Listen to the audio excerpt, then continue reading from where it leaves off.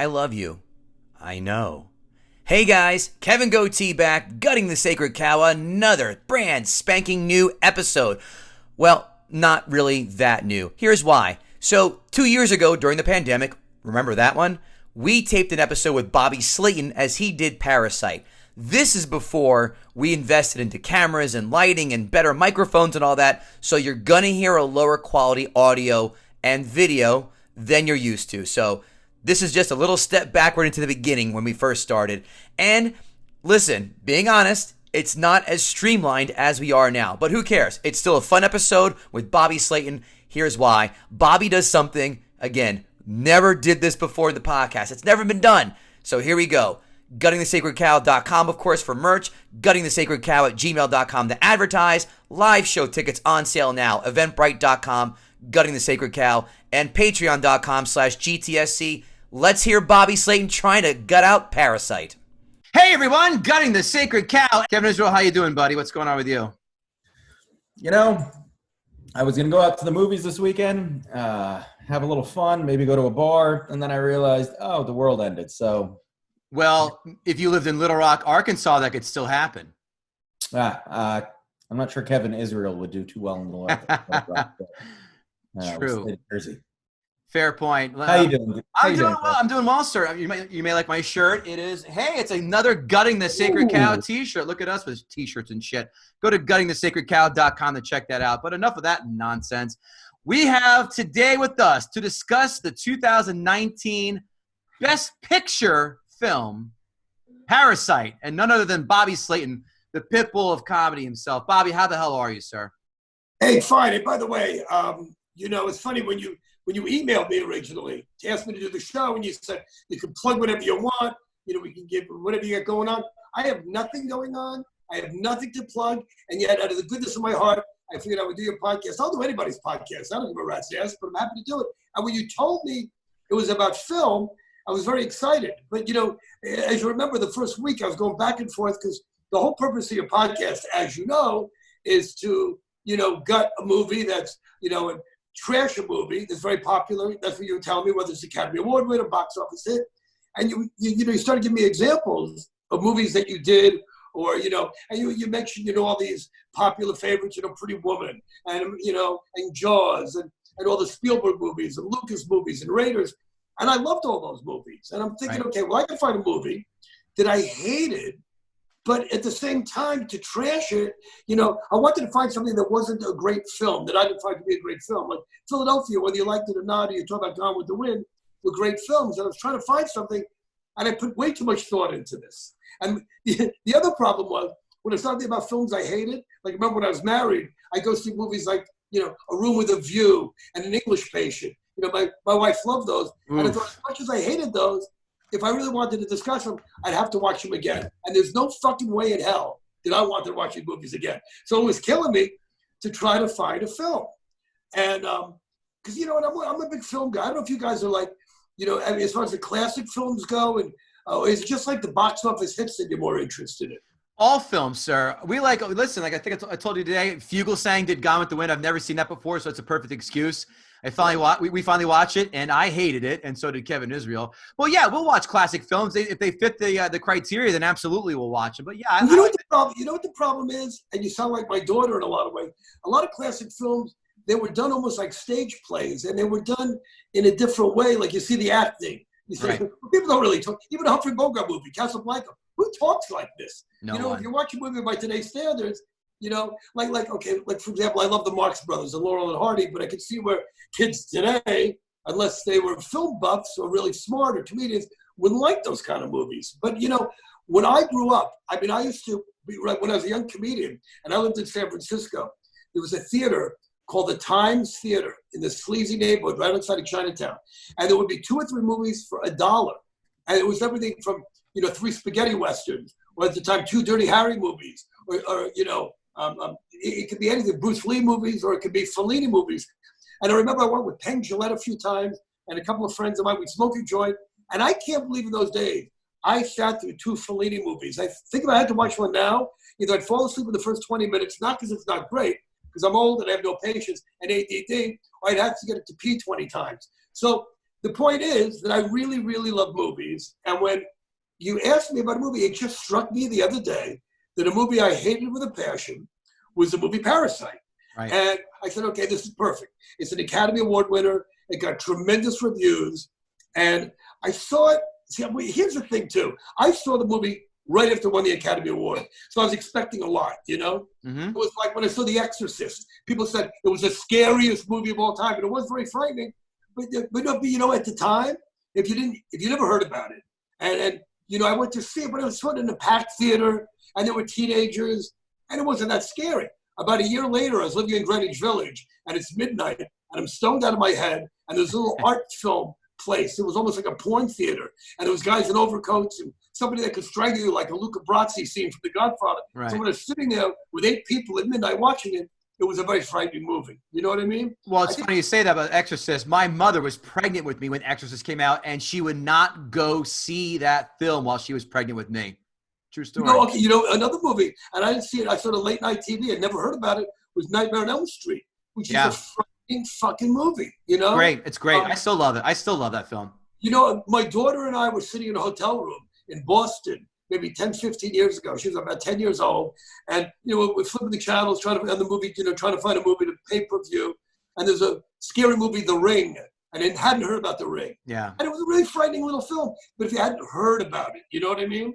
I saw it, and I hated The Ring. I was not impressed. Oh, really? Yeah, Oh. I didn't dig it. It didn't do anything for me. It was actually based on a Japanese film. Yeah. Yep. South Korean. But it was based, like The Magnificent Seven was based on the Seven Samurai. So there were a lot of great, you know, a lot of stuff I didn't know when I was a young guy. But there are some movies that you see, like when I went to see Book of Mormon on Broadway, yeah, it was really funny. But after everybody telling me it's the funniest, greatest thing ever made, you set your expectations so high. Right. Which Yeah. gets me back to Parasite. Okay. Here we go. Let's hold on. Before we get to that, we're going through our facts and shit, and then you get as much time as you want. So, but hold on, we're getting into some facts and shit. Kevin Israel, It's time for our game. IMDb score. What did Parasite get on IMDb? The old 1 to 10er. Oh, this was high. I'm going to say a 9.4. You're wrong. 8.6. Wow. All right. Rotten Tomatoes score. Critics. Critics, 9. No. Oh, 90. Yeah. 90. 99 from the critics. Wow. Loved it. People score. Give me that. 87. 90. God damn. So this hits all 3 of our core criteria. Definitely, critically acclaimed, box office success, because on an $11 million budget, this made $266 million. Jesus Christ. Is that global? Yeah, global. Wow. And the first non-English film to win Best Picture, much to the chagrin of Donald Trump, apparently. Yeah. 5. Well, yeah. And he goes, we should go see films like Gone with the Wind. I go, dude, Gone with the Wind fucking sucks. It just didn't hold up. I didn't like Gone with the Wind, but we did another episode on that, so you'll see. Okay. 5 fun facts. Director Bong Joon-ho pulled on his own experience as a teacher to a wealthy family. He said he felt guilty spying on them. Thus, this is where the idea was born. Number 2, he had the idea for the housekeeper allergic to peaches, as one of his friends has a peach allergy. And an incident where he's questioning him, he goes, dude, are you really allergic to peaches? He tossed him a peach and had a major incident. So it's like nothing. It's like nothing like. Great friend. Yeah, I was going to say that's the best buddy hazing ever. It's like, dude, are you allergic to bees? Well, shit, you better drive fast because they'll put a beehive in your car, asshole. Good luck. Number 3, the park's house, not a set. It was built completely from scratch. Yeah, it's crazy. Wow. And only half of it existed. Yeah, the rest was CGI'd. 4, the Kim's house was the poor people, the Kims. That house was built on a set nearby a water tank so it could flood toward the end of the film, excuse me. And last, when the Kim's house does flood, it's filled with material used to make clay masks so it looks like shit in the water. And boy, did it ever look like shit in the water. I will say that this is the most uninspiring 5 fun facts I've done. There are not many fun facts about this film, near as other films that we have done, Kevin Israel. Well, you know what? When you have a budget of only $11 million, Yeah, not much in the ha-ha department. No.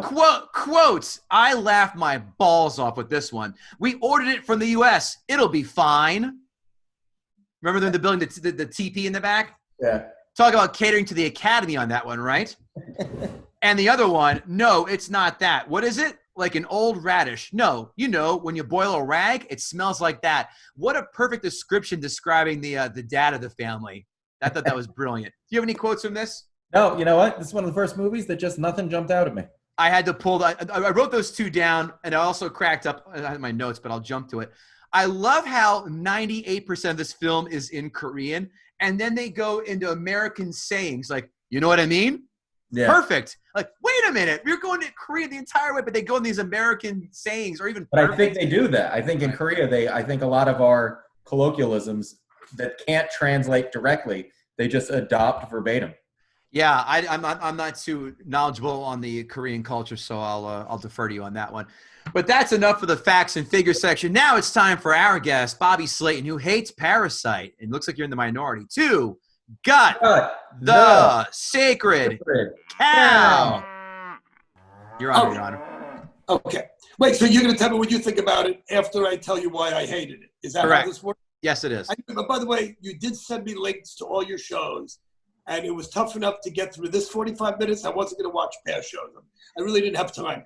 By the way, Kevin Pooh, the other Kevin, at the fact you can't go to the movies, as bad as this whole horrible virus is, I mean, the silver lining is it's making me catch up with movies. It's making me catch up with shows that I haven't seen. I'm embarrassed to say I never saw Ozark, which is up there with Breaking Bad and The Sopranos. So I kind of like being home to watch films. And it's great to be able to catch up with movies. So anyway, the point was with Parasite, when I saw it, which I was saying before, I saw it after won the Academy Award. And it's not meant to be racist, but you can take it as racist if you want.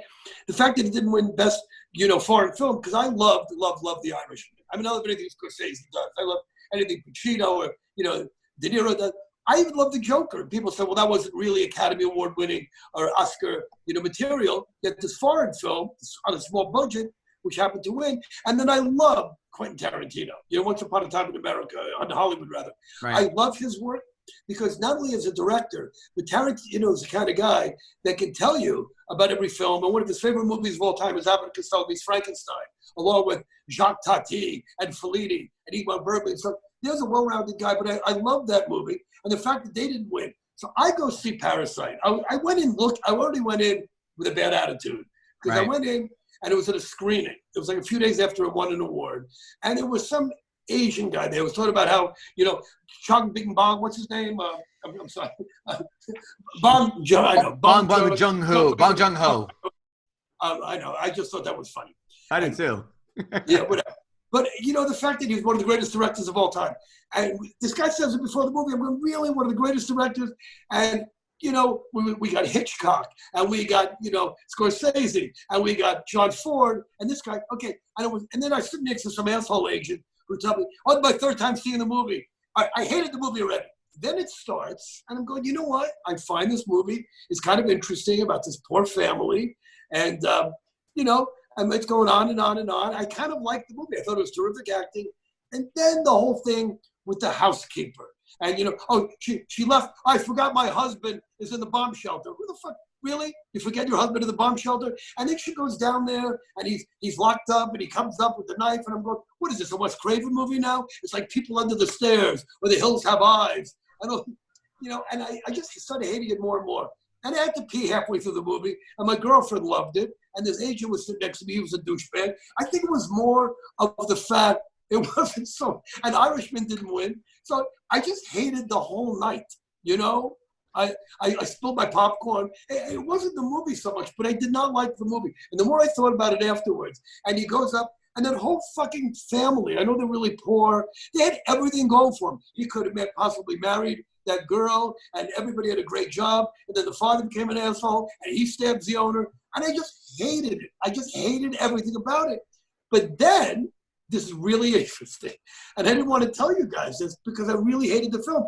I watched it again because I knew we had to do the podcast, and I wanted to watch something current. I couldn't think of anything that I've seen that I really, really hated outside of, like I said, The English Patient, A Room with View. I couldn't watch that shit again. That would have killed me. If I was trying to get laid, I was with some hot chick, I would watch it again. It's fucking to you two idiots. I wasn't interested. Okay. And I mean that in the nicest way. Anyway, I watched it again the other night. When I get halfway through it, I fall asleep, but I go, I think I really like that movie. I went back, watched a little bit more. And last night, I finally finished it. And I loved the movie. And I don't know what happened. And look, you know what? I don't usually lose sleep. With all due respect to your podcast and your imaginary listeners, I go, I can phone this in. I can cancel it. I go, no, you know what? I'm committed to do this. I want to do it. I can't believe I hated this movie. And the second time I saw it, I loved it. I don't know what happened because I only saw it a few months ago. I don't know what happened in those few months. And it reminds me of, this means nothing to you. It has nothing to do with anything. When the Rolling Stones album, Exile on Main Street, came out in 1972, I was 17 years old, and I hated the album, and Rolling Stone gave it the most horrible review. The next month, Rolling Stone retracted it and said this is one of the greatest albums ever. And over the course of that month, I got laid for the first time. I started doing blow, and I realized it's one of the greatest albums, not just by the Rolling Stones, one of the greatest albums ever made. It was not quite on that level of greatness, but it was to go from something I hated to a month later loving. And I loved the movie, and I didn't want to tell you that because I know I'm supposed to trash it. I trashed it the best I could because the first time I hated it, and I think it was more of the circumstances and my surrounding. Sitting with that Asian fucking asshole who tells me that Bong Joon-ho is the greatest director ever. And then I looked into the guy. I do want to see his movie, The Host, I heard it's good. It's not a racial thing. I don't mean to sound like our lovely president. But anyway, yeah, so I loved the movie, but it was really weird because I was shocked. And now I have to listen to my girlfriend and my brother, my friend. Oh, we told you. Oh, shut the fuck up. We told you it was great. So I'm going to listen to their bullshit now, too. Let's recap. Let's recap. Bobby Slayton, you hated this film because you sat next to an annoying Asian asshole, as you'd said. That's one. No, it wasn't just him. No, it wasn't that. No, that'd be too racist. It was the fact that it won the Academy Award. Right. And I hadn't seen it. But I go, okay, it should have been nominated for Best Foreign Film, but it was nominated for Best. And the fact that movies I loved, Once Upon a Time in Hollywood, which I thought was brilliant. I love Quentin. And, The Joker, which I love.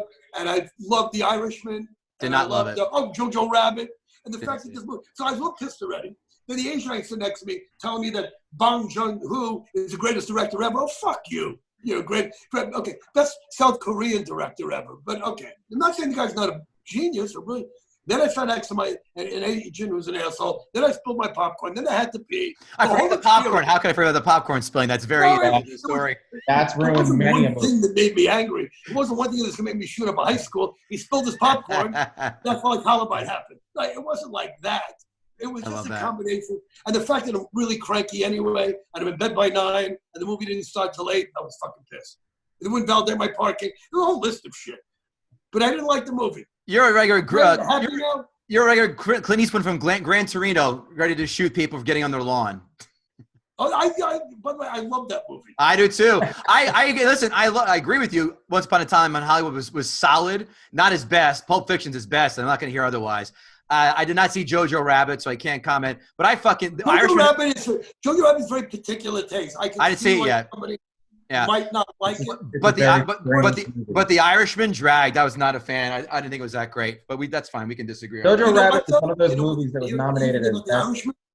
Okay, here's the Irishman. I loved it with a passion because I love all those actors and I love the mob stuff and I love that story, the Jimmy Hoffa stuff. I loved it for that reason. But I also saw it on my home big screen TV. If I had to sit in a fucking movie theater for 3 hours, 3.5. Everybody annoys me. If I'm in a movie and somebody walks in 10 minutes after the movie starts, I want them to die. You dumb fuck. You don't walk in the middle after the movie starts. I think Woody Allen once did that in one of his movies, but talked about that. And then there's some guy talking. Somebody has a baby. The whole movie theater experience. I know Kevy Pooh likes it. I'm sorry to say I hate the experience because when you're at home with a big TV, but I watched The Irishman. It took me 5 days to watch it. Because if I'm not sleeping, then my girlfriend falls asleep. You see that? You fell asleep 20 minutes ago. Then we were watching this thing. So your girlfriend must be you're like a nightmare to watch films that it takes you longer to watch like the fucking Stand that moved the miniseries on ABC years ago than it does to watch a 3-hour film. It's coming back. You know what? It's coming back. When people talk about binge watching, Because my girlfriend was saying, "Oh, you know what? We're locked in because even before the whole virus thing, if I was off for a weekend, you're off for a weekend. We can binge watch, Ozark. We can binge watch Goliath. Binge watch whatever." To me, binge watching is to make it through one episode of something without slipping. That's it. I'm 65 fucking years old, but I've always been like that. Between the ADD and I drink a bottle of wine at night, I gotta pee. I'm tired. I can't concentrate. I want to see you on Adderall and cocaine at the same time. Let's make a film about that. Why does the cocaine? I don't do more anymore because I'm 65. I might start doing it again in the future, maybe another 5-10 years, because old people die in their sleep, and if you do blow, you're not sleeping. So I think that might help my chances of staying alive. Speaking of Freddy Krueger, that's the way they should have fucking done. They should have done cocaine all the time. That way, they never would have fallen asleep and died. I used to do. He's not getting me, man. He's not getting me. By the way, 1, 2, Freddy's coming for you. 3, 4, shut the door. 5, 6, pick up 6. I gotta take a shit. I love the Freddy Krueger movies with a passion, and I got to work with Robert Englund once. I know I'm getting up the subject here. I got to work with him and Wes Craven on a TV show called Nightmare Cafe. It was only on for maybe 4 or 5 episodes. And Robert starred it, Wes directed it and wrote it, and I got to guest star in an episode.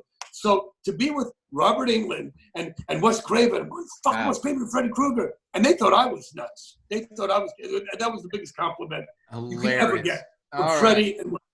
Yeah, Nightmare on Elm Street 1 and 3 are good. The rest are 4 was okay, but 2 was bad. 5, 6 after that. The new Nightmare was good. The reboot was terrible, but the one that I'm sorry, but I got to tell you the story. The new Nightmare, was that the movie where Freddy met Freddy and Wes met Wes? They all met each other. Yeah. That's where he comes out in real life from the film. Yeah. Yes, I enjoyed that movie. I think it's on my website. You got to find this picture. I'll send it to you. So when they did that movie, Robert was a friend of mine, and my daughter Natasha was only 6 or 7 years old, and I turned out to a lot of horror movies. She loved King Kong, she loved, Gremlins, and I would tiptoe into the waters of what, I wasn't going to show her Friday the 13th, but she loved The Exorcist, she loved Poltergeist. So when she watched Nightmare on Elm Street, she freaked out.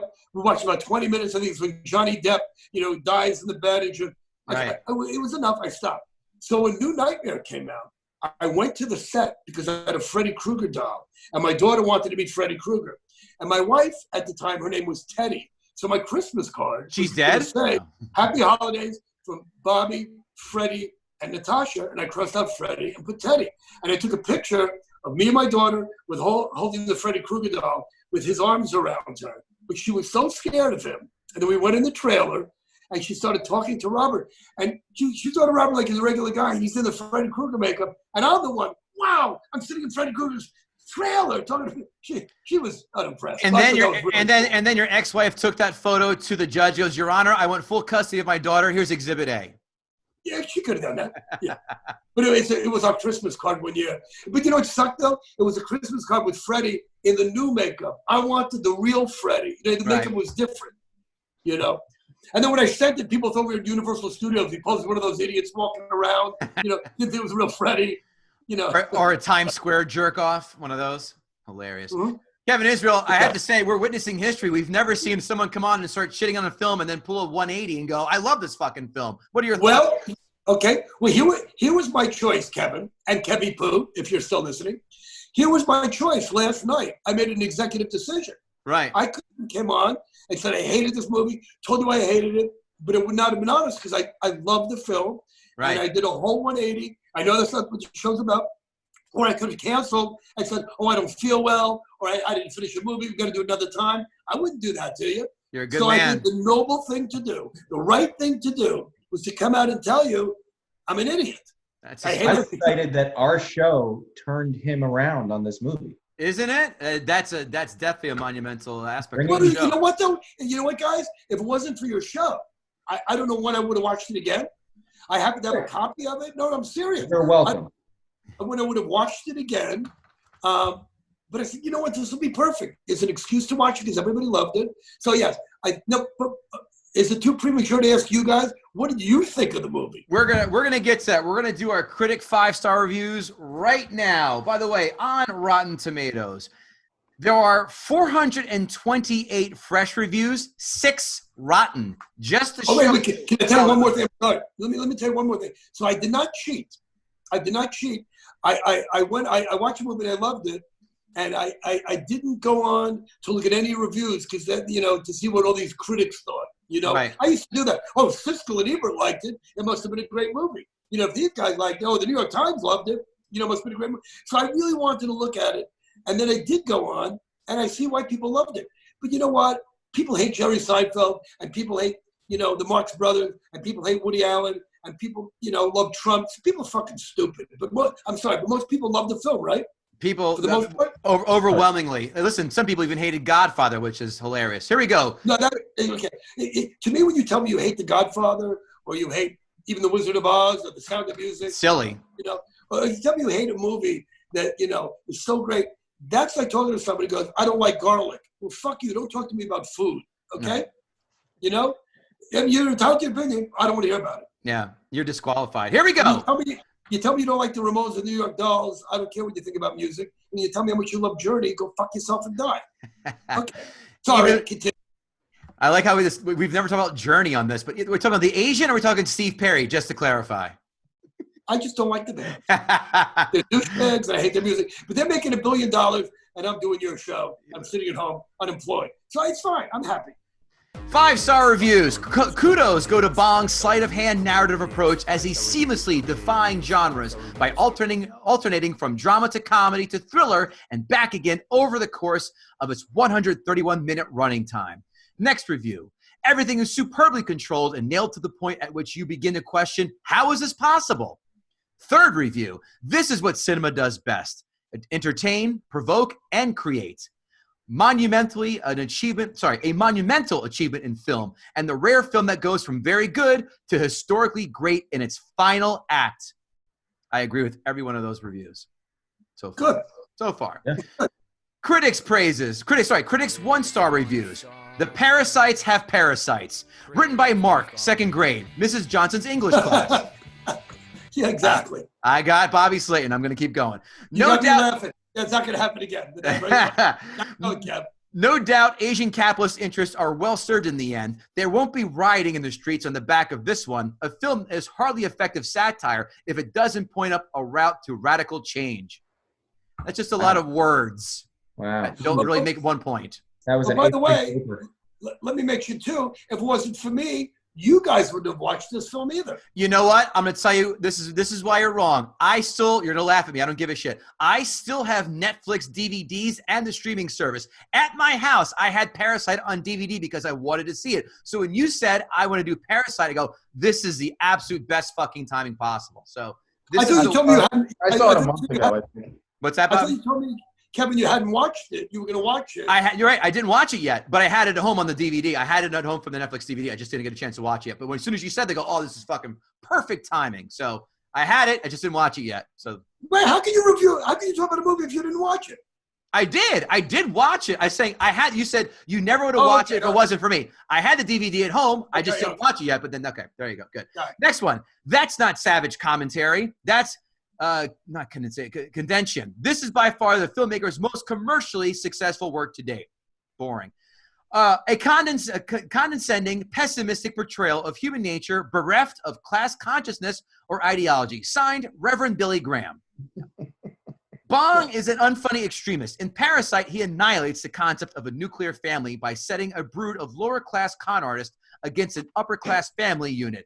I question, how is he destroying the concept of a nuclear family because a bunch of scam artists infiltrated that? That doesn't make sense.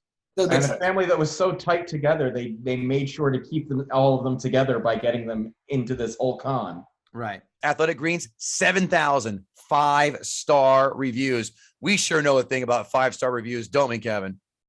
And they're important. Athleticgreens.com is so nice. They're going to give our fans a little bit of something free. A free 1-year supply of immune supporting vitamin D and 5 travel packs to take with you on whenever you go with your first purchase. All you have to do, athleticgreens.com/GTSC. Again, athleticgreens.com/GTSC to take over your health and pick up the ultimate daily nutritional insurance. Back to the show. Next up, Amazon 5-star reviews. Bobby, this is the open mic section where people on Amazon think their opinions matter. It's incredibly dense with philosophical and cultural commentary. I haven't stopped thinking about it in the week and a half that I saw it. This is the best movie to come out in years, so I doubt anything will top it this year. Agree. This guy never thought about social stratification or the different classes. He's had a very nice life. If your curiosity is piqued, you should watch it. I enjoy Will Ferrell, Kevin Hart, Brad Pitt movies, but sometimes it's good to expand. By the way, I like Snickers, Milky Ways, but sometimes I eat filet mignon. hey, by the way, gentlemen, I'm sorry to keep interrupting you, but I have to. So I'm the special guest. Have you guys seen a Kevin Hart movie you like? Can you tell me which? Because I'd like to see it. I'm not starring him, but I've seen films that he's been in. I saw the first Jumanji remake film, which was actually okay. I was surprised by the remake of Jumanji. Yeah, the original Jumanji, not that good. But I saw the first. The one with Robin. Right. Yeah, the one with Robin. Not that good. Not that good. The remake was not. Well, it wasn't even a remake. It was kind of a sequel. I think it was good. It was good. And by the way, he had a hot cameo in 40-Year-Old Virgin. He was the guy in the. He did. That's a great scene too. Thank you. Yeah. What do you mean? I'm talking about starring. No. No. You know what? I take that back. I did, and I tried to blank it from my mind, like the Men in Black neuralizer. I did see Ride Along, and that was awful. Okay. I didn't think Ride Along was awful. It wasn't great. And I won't see it again, but I laughed a few times. Well, there's a testament right there. It wasn't great, but I won't see it again. Yeah, I didn't like it. It wasn't good.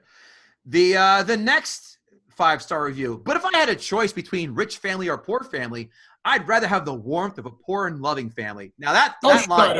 Yeah, thank you. Kevin Israel, this reminds me of one of our favorite films. The scene from Boiler Room where Ben Affleck says, "They say money is the root of all evil," is lying to you. See that grin? Ear to ear, baby. Ear to ear. Fucking love that. A warm, loving family. I have a warm, loving family. They don't have any money. They're fine. I never talk to them.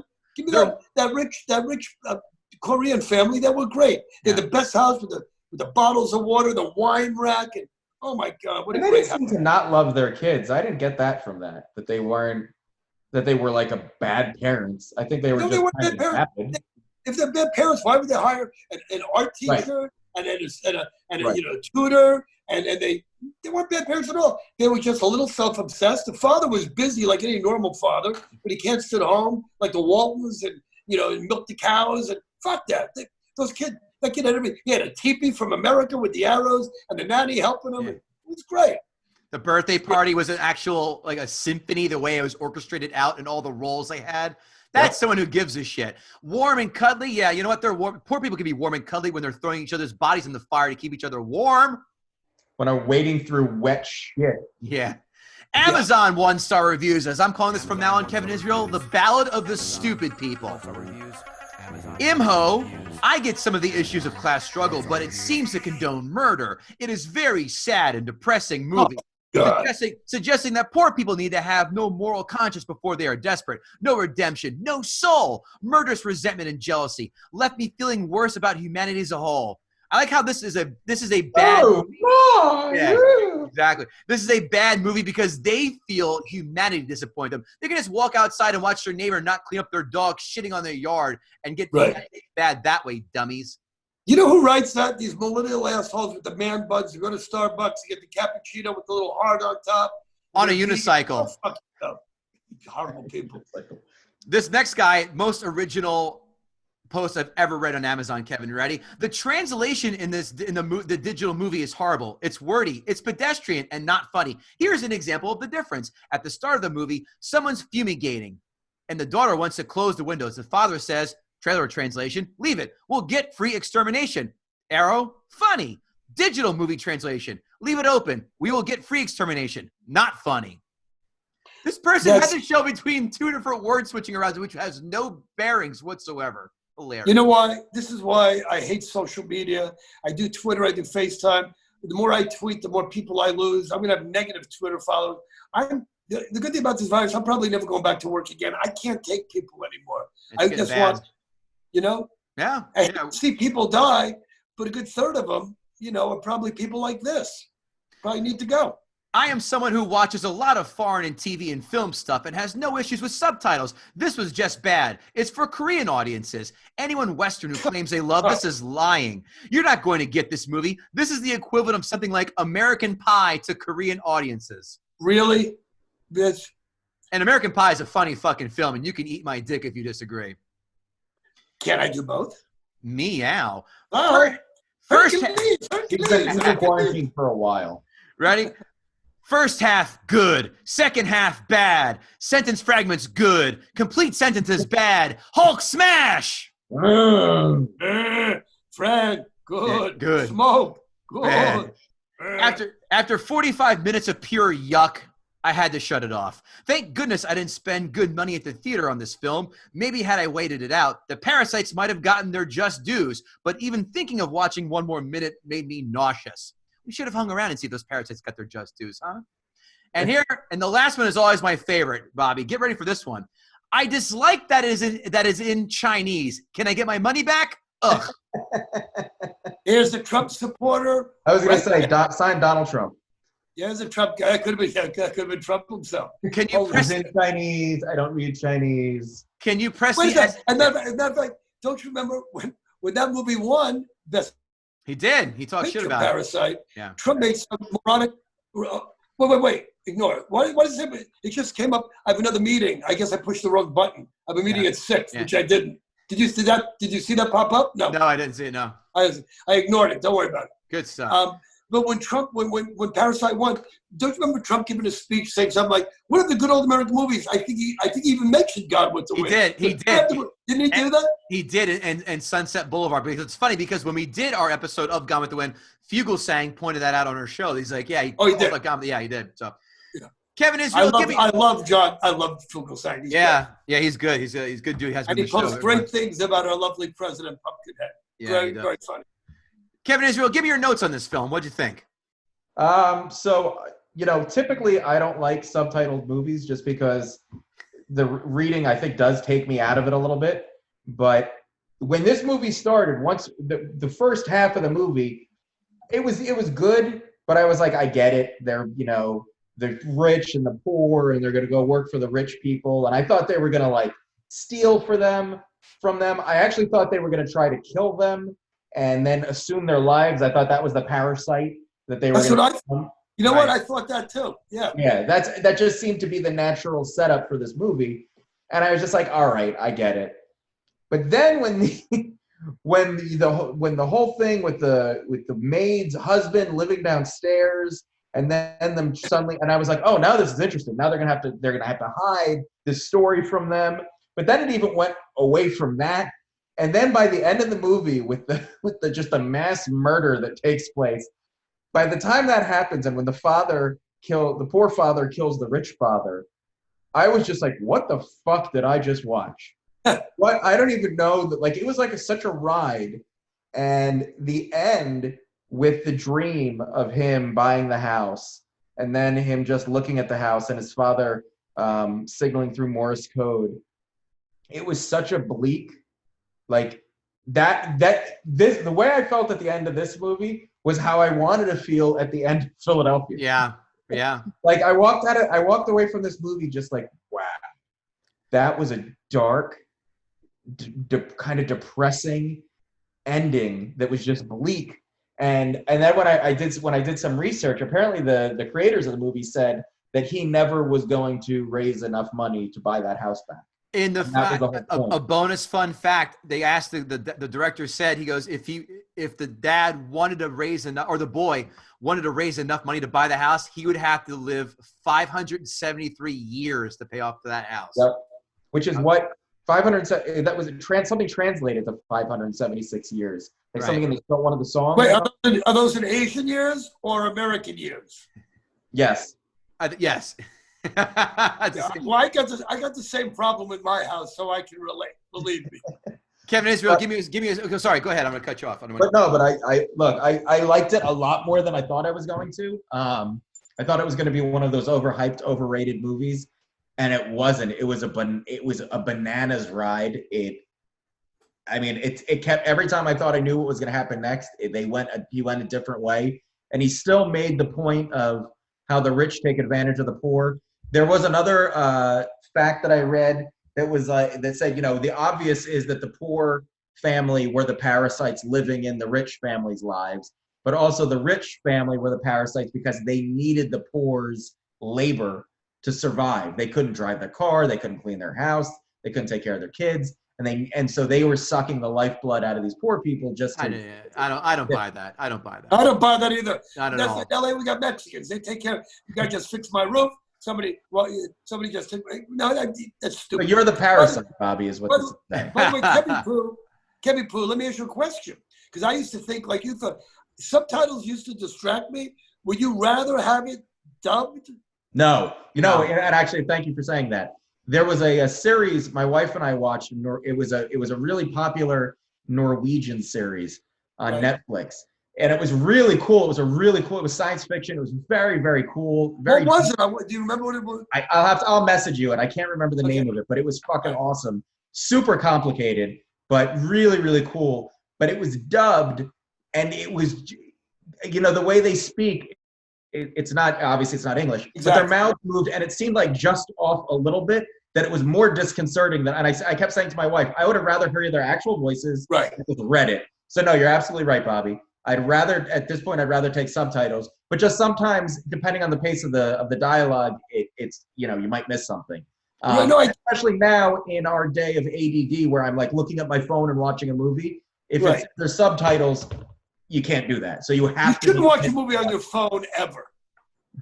No. I'm saying if you're watching a movie, a lot of times you'll be on your phone watching a movie and do something, you'll be distracted. But no, I agree with you. I'll take subtitles over.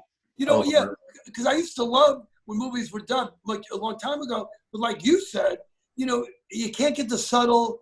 What the actor's saying, you're relying on some schmuck in a studio in LA who's just reading the words, trying to interpret everything. It's much more distracting, I think. Yeah, I agree.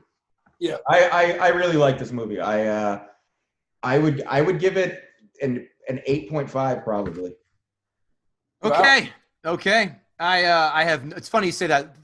I have no problem with subtitles. Run Little Run, German film, amazing. Give that a watch. Subtitled. Euro Dreams of Sushi. It's a documentary about the best Japanese sushi chef in the country. Has an apprentice, which is amazing, and the apprentice takes years to make the one sushi roll the master will sign off on. And the Swedish girl with the dragon tattoo, the 3 films.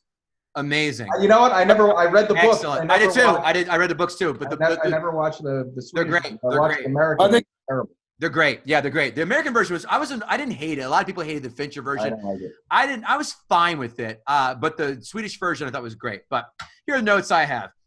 The very beginning of the film, they are folding pizza boxes, and that led me to believe the absolute last food I'm going to eat in South Korea is fucking pizza. No chance. 0 chance of eating pizza in South Korea. Next note. I loved how the toilet was 3 feet off the floor. Nothing like getting a concussion because you're drunk and you fall off while dropping a deuce. You're going to fucking drop 3 feet to the floor and bash your head open. I got a good chuckle out of that one. The sister, when she's done up and goes in as the fake art critic, she's fucking hot. Yeah. Asian girls, not my forte, but man, she could get it. Good to see that white moms aren't the only overbearing moms out there. Helicopter moms are not just American. Yeah. I loved how they had to specify which sauna, as in, no, the second floor sauna. That's not fuck me money. That's not fuck you money. That's fuck me money. Second floor sauna. This is the Korean Ferris Bueller is what I think it is. And I love how they just broke out into English with no turn signal on that. I go, wait, perfect? They say the word perfect, or you know what I mean? They said that too. You know what I mean? I go, where is that coming from? Kevin Israel, you son of a bitch, you did it again. I give this an 8.5. I can't I'm gonna start making you go second on that. I love another mother. Yeah. Can I ask you guys a question? When you give it 8.5, I don't know your ratings, like what you like The Godfather. What's that? That's a 10. That's 10. It's 10. I'm trying to think of Taxi Driver. What's that? Just rewatched that. 6.5. Yeah, I think I was down there. Yeah, it didn't do it for me. Yeah. Taxi Driver? It's good, but it's not. Listen, We also, I coined the phrase, this is called the remote test. If you're flicking around the channels on cable and you see this movie, do you drop the remote? Taxi Driver, I do not. Godfather. What about Goodfellas? Absolutely. Yes. Oh, 100%. 10. Well, no, what's that? Is that a 9? 10. No, it's a 10. That's a 10. That's perfect. You put a Goodfellas. Okay, okay. But Taxi Driver. See, I grew up in the 70s in New York, not in the city, but in the suburbs. But I spent a lot of time in Times Square. I don't know, maybe. But yeah, it's more nostalgia for you. If you think about the scene, if it's more, then it's more nostalgia for you. If you think about the scene, each of those scenes in that movie and what it adds up to, I just don't think it's a movie that holds up over time. That's a movie that you want to go. The rewatchability is it a movie that you want to go back and watch again and watch again. What about Apocalypse Now? I don't like that one. I did not like Apocalypse Now. Very slow for me. Yeah, too slow. And by the time you get to the very end, I just don't give a shit. And the end is the point of the movie. Yeah. And by the time you get to the point of it, you're right. By the time you get to the point, it's like, all right, I guess. DeVal. One more. What about Platoon compared to Apocalypse Now? Platoon is better. I gotta rewatch it. It's been a long time since I've seen. There's a lot of those movies. Full Metal Jacket. There's so many of them. But Full Metal Jacket, though, and I love the first half of Full Metal Jacket is a 9. But as soon as Private Pilot and the sergeant get killed, it goes downhill fast. It loses a lot of that momentum. I still like it, but it's not. It's nowhere near where you have Private Pilot and any movie that covers military training for me is I'm always going to enjoy it, just because I was too much of a pussy to go into the military. When I mentioned Full Metal Jacket, like. We Love You Long Time, $5. That was funny. I finally made it to Vietnam, it was like $100, and things changed a lot from the $5 days. You know, inflation. And Typhoid Mary. It was all Obama's fault. I like this film, 8.5 without question. I will own this without a doubt. Does this pass the remote test? I don't know. I will watch it again because, again, you both hit the nail on the head with the subtitles. And then you're right, Kevin Israel. My wife said the same exact thing. I told her, I said, put your fucking phone down. And she did, and she never touched it again because you have to stay in focus the entire time because you're going to miss it on a ton of stuff. Well, I will watch it again just to get it all, just to soak it in fully. I'll watch it again. Yeah, but if it's on cable again, if I catch it midway, like if I catch Pulp Fiction midway, will I turn in? No, I need to watch this from beginning to end fully, but I will own this. This film is fantastic.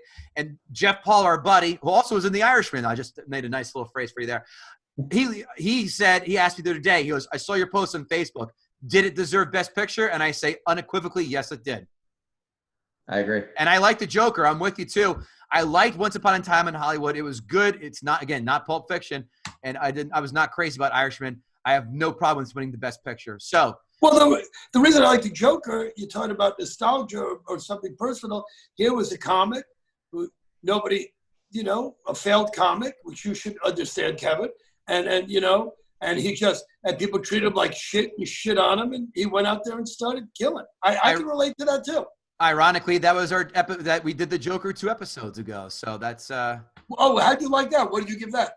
I liked it a lot. I said 7, I think 7.5, somewhere in there. Okay, one more. Getting back to Vietnam for a second, even though I wasn't there. The Deer Hunter. That was Christopher Walken and De Niro. Never seen it. Deer Hunter. Wasn't crazy. Wasn't crazy about it. It led up to the ending with the Russian roulette scene, and after that, you're like, all right, Walken's dead. So sorry, but yeah, the Russian roulette scene. I haven't seen it in years. Yeah.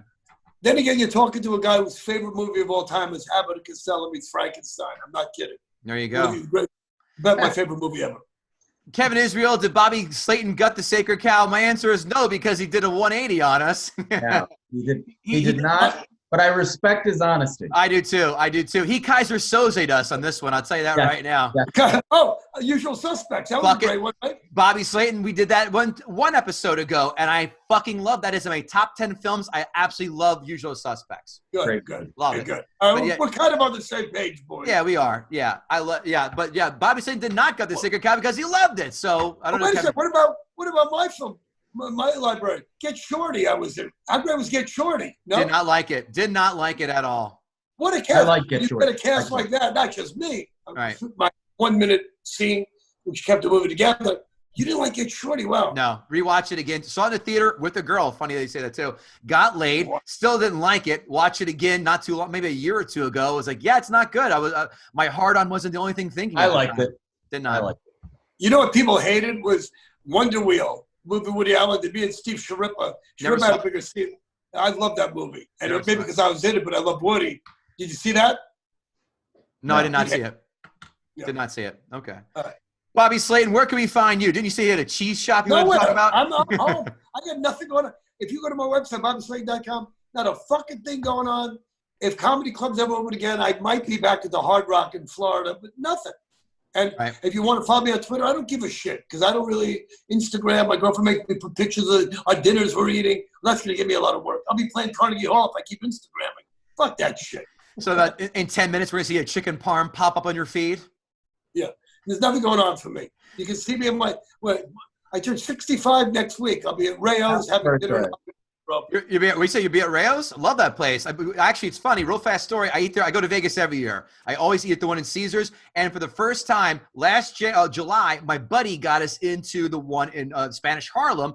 Who walks in because it's his birthday? Mariano Rivera. Hung out, took pictures, saying happy birthday to Mariano Rivera, and that food is fucking amazing. So I'm all about the Rayo's. Love Rayo's. Yeah, the owners are friends of mine, and I started going about 10 years ago, getting into Rayo's.